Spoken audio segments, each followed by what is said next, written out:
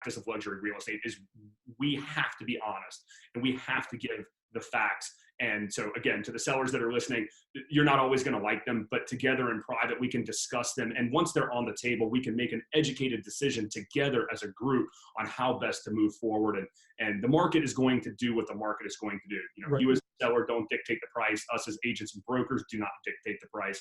Ultimately, it's the buyers who are active in the marketplace who are going to determine what a property is worth. So I've had That's what's nice about the high end is that typically the consumer, whether it's a buyer or a seller, they understand markets. And like we have a house for sale now. We listed it for $995.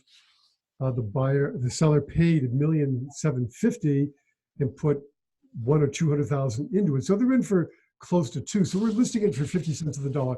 It's an extreme example, but they're like, so I told them, you know, your house really should be under $1 million. And they just like, well, you know, that's the market. That's the market. I mean, they just accepted it. Whereas if you were talking to someone who in a $400,000 house, if you told them that their house is now worth 300, you might have to do CPR. You most likely would. You're going to want to go ahead and have 911 plugged into the iPhone. Exactly. Yeah. So anyway, people understand markets, and if you want to sell today, we're stuck with the market that we have today. And there's really nothing to be gained for me by not telling the truth. Number one, as I get older, my memory's getting worse, and having to remember things that aren't the truth, I just wouldn't even work. So when you tell people the truth, you don't have to remember what you told them because it's the truth. And but it's not always happy news for a seller who's looking at listing their property for 20 to 25% less than they paid for it. Right. And it does happen. And the competition of new construction is incredibly present in our market in Sarasota.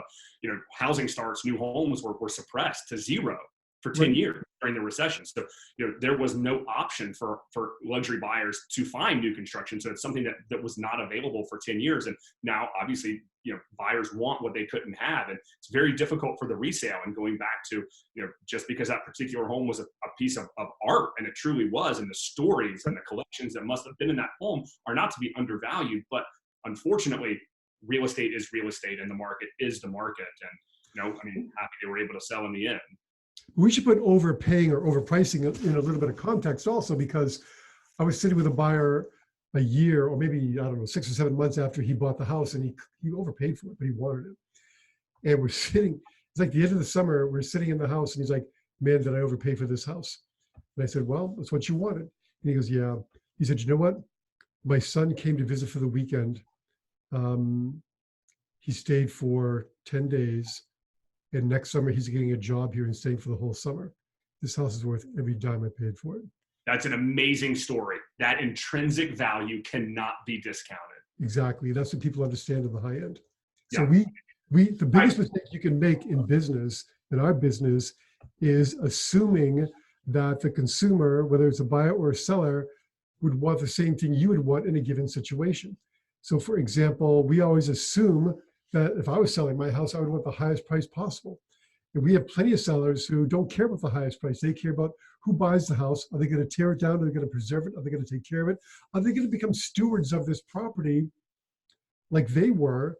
And we had one lady, she was willing to sell her house for $1 million less. She had multiple offers, and she was willing to sell for $1 million less to the people who were going to be stewards of the property. That's more than a buyer. That's way above the level of being a buyer of the property or an owner of a property, when you're a steward, when you care for it and love and nurture a piece of real estate, which is important to the seller. So the money's not always the bottom line, and that always fascinates me.